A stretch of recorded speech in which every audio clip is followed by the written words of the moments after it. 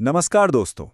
आज हम हिंदी व्याकरण की बिल्कुल जड़ यानी संज्ञा को खोद कर समझने वाले हैं। हाँ, और ये कोई नॉर्मल क्लास नहीं होने वाली। ये खास तौर पर कम्पिटिटिव एग्जाम्स के लिए है, जहाँ एक एक नंबर मायने रखता है।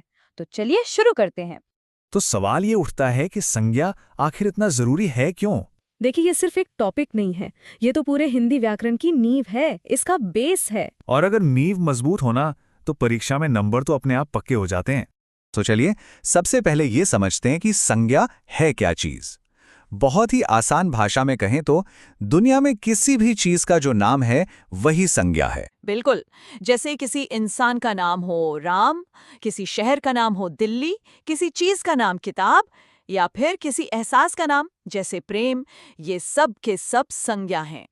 ठीक है, तो परिभाषा तो एकदम साफ हो गई। अब आगे बढ़ते हैं और इसके प्रकारों को देखते हैं, जो कि बहुत जरूरी है।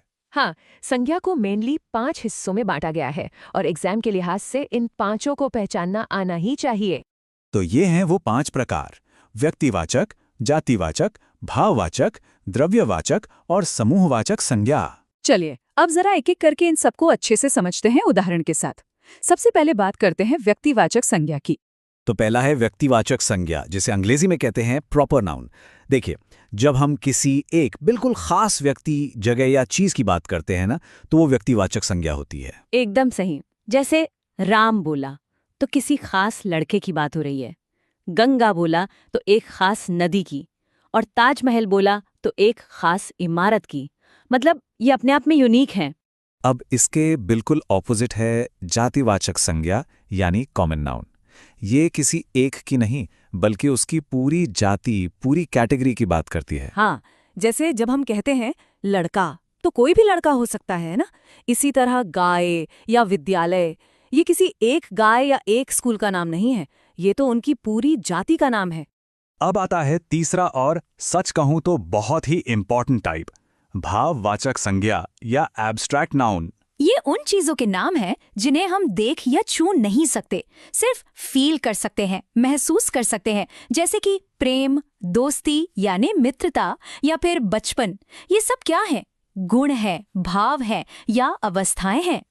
इसके बाद है द्रव्यवाचक संज्ञा, जिसे हम मटीरियल नाउन भी कहते हैं। हाँ, ये किसी भी मटेरियल यानी पदार्थ, धातु या लिक्विड का नाम है, जैसे सोना, दूध, पानी।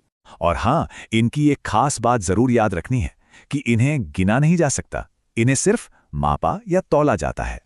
और अब पांचवा और आखिरी प्रकार, समूहवाचक संज्ञा यानी कलेक्टिव नाउन। जैसा कि नाम से ही एकदम साफ है, ये शब्द किसी ग्रुप, किसी कलेक्शन मतलब समूह या झुंड के बारे में बताता है। शब्द एक ही होगा पर वो पूरे ग्रुप को रिप्रेजेंट करेगा, जैसे सेना, भीड़ या परिवार। तो संज्ञा के पांचों भेद तो हमने समझ लिए। अब उन 3 पिलर्स की बात करते हैं जो किसी भी वाक्य में संज्ञा का रूप तय करते हैं। और ये 3 पिलर्स हैं लिंग, वचन और कारक। इनके बिना संज्ञा का सही इस्तेमाल अधूरा है।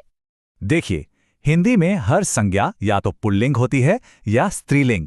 जैसे लड़का पुल्लिंग है और लड़की स्त्रीलिंग। और एग्जाम में लिंग पहचानने या बदलने वाले सवाल तो आते ही आते हैं, तो इन एग्जाम्पल्स पे थोड़ा ध्यान देना जरूरी है। अब बात करते हैं वचन की। वचन से बस ये पता चलता है कि संज्ञा एक है या एक से ज्यादा। हाँ, सिंगुलर से प्लूरल यानी एक वचन से बहुवचन बनाने के कुछ रूल्स होते हैं। जैसे किताब का किताबें हो जाता है और लड़की का लड़कियां। इन रूल्स से भी खूब सवाल पूछे जाते हैं। अब आते हैं कारक पर। कारक का काम है वाक्य में संज्ञा का रिश्ता क्रिया या दूसरे शब्दों के साथ बताना। जैसे अगर हम कहें राम ने खाना खाया, तो इसमें जो ने है ना, वो कर्ता कारक का निशान है। वो बता रहा है कि काम करने वाला राम है। एग्जाम्स में सही कारक चिन्ह पहचानना बहुत इंपॉर्टेंट होता है। चलिए अब उस टॉपिक पे आते हैं जो एग्जाम्स के पॉइंट ऑफ व्यू से शायद सबसे ज्यादा जरूरी है, और वो है भाववाचक संज्ञा बनाना। बिल्कुल, ये कैसी हाई वैल्यू स्किल है, मतलब इससे सवाल पूछे जाने के चांसेस बहुत ज्यादा होते हैं। तो भाववाचक संज्ञा बनाने का एक सीधा सा तरीका है। ज्यादातर ये किसी शब्द के आखिर में प्रत्यय यानी सफिक्स लगाकर बनाई जाती हैं। हाँ, एक सिंपल सा फॉर्मूला समझ लीजिए। जैसे मित्र शब्द है, उसमें ता जोड़ दिया तो बन गया मित्रता। वैसे ही मीठा से मिठास और अच्छा से अच्छाई। अब बारी है कुछ जबरदस्त एग्जाम ट्रिक्स और टेक्निक्स की। ये वो चीजें हैं जो आपको दूसरों से एक कदम आगे रखेंगी। हाँ, ये छोटे छोटे नियम हैं पर बहुत ज्यादा क्रूशल है, तो इन पर जरा खास ध्यान दीजिएगा। तो पहली ट्रिक, कभी कभी क्या होता है कि एक प्रॉपर नाउन यानी व्यक्तिवाचक संज्ञा एक कॉमन नाउन यानी जातिवाचक संज्ञा की तरह इस्तेमाल होती है। हाँ, जैसे अगर कोई कहे वो अपने समय का गांधी है, तो यहाँ गांधी का मतलब महात्मा गांधी से नहीं है। यहाँ इसका मतलब है गांधी जी जैसे गुणों वाला कोई भी इंसान। ये थोड़ा एडवांस्ड कॉन्सेप्ट है पर बहुत काम का है। और भाववाचक संज्ञा को पहचानने का एक गोल्डन रूल हमेशा याद रखिए, इसे छुआ नहीं जा सकता। बिल्कुल। एग्जाम में कभी भी कंफ्यूजन हो तो बस खुद से एक सवाल पूछना है, क्या मैं इसे टच कर सकता हूँ? अगर जवाब नहीं में आए तो समझ जाइए कि वो भाववाचक संज्ञा है ना? सिंपल। दूसरी ट्रिक जुड़ी है द्रव्यवाचक संज्ञा से। हमेशा याद रखिए कि ये संज्ञाएं आमतौर पर सिंगुलर यानी एक वचन में ही इस्तेमाल होती हैं। एकदम, हम दूध बोलते दूधो नहीं, सोना बोलते सोनो नहीं। ये एक बहुत कॉमन मिस्टेक है जहां से एग्जाम में सवाल फंसाया जाता है। तो हमने संज्ञा के लगभग हर जरूरी पहलू को कवर कर लिया है। चलिए अब खत्म करने से पहले एक फटाफट वाला रिवीजन करते हैं ताकि सब कुछ दिमाग में अच्छे से बैठ जाए। तो निचोड़ ये है, संज्ञा क्या है? किसी भी चीज का नाम।